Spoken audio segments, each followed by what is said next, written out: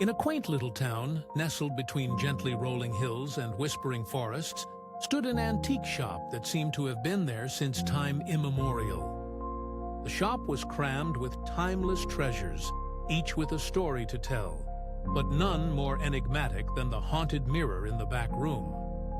The mirror was as tall as a full-grown adult and encased in an intricately carved vine-entwined frame, glistening with an ethereal sheen even in the murkiest of light.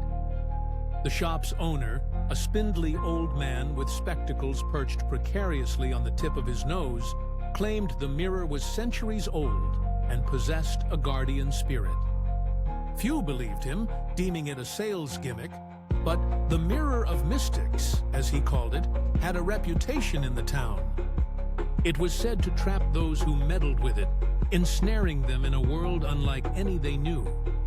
One rainy afternoon, curiosity got the best of a group of friends, Maggie, Sam, and Leo, as they sought refuge from the weather. Dripping wet and exuding the unmistakable scent of teenage audacity, they stumbled into the antique shop. As their eyes adjusted to the dimly lit space, they roved over countless artifacts until, at last, they settled upon the mirror. "Check this out!" Maggie exclaimed, her eyes wide with excitement and mischief. Without missing a beat, Sam and Leo joined her, crowding around the mirror. Suddenly, the room seemed to warp and curve. The distant chiming of a grandfather clock grew oddly sonorous.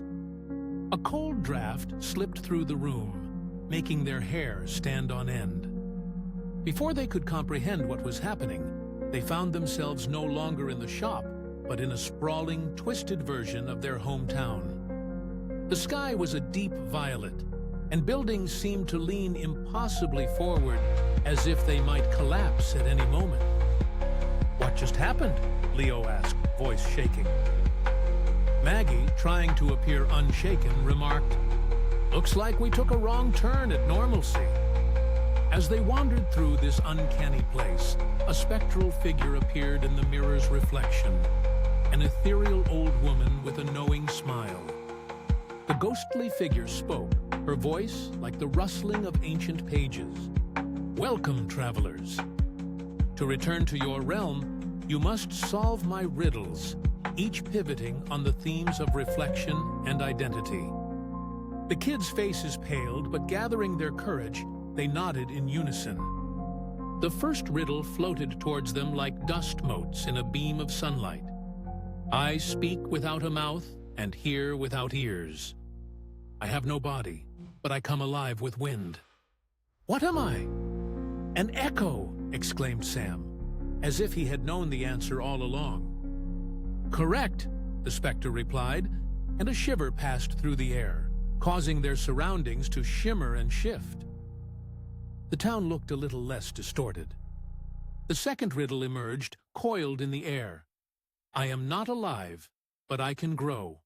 I don't have lungs, but I need air. I don't have a mouth, but water kills me." "What am I?" Maggie furrowed her brows, her mind racing. "Fire!" she shouted after a moment. The ghostly figure nodded, and once again the warped world rearranged itself, becoming even more recognizable. Finally, the third riddle, sharp and clear. "The more you take, the more you leave behind."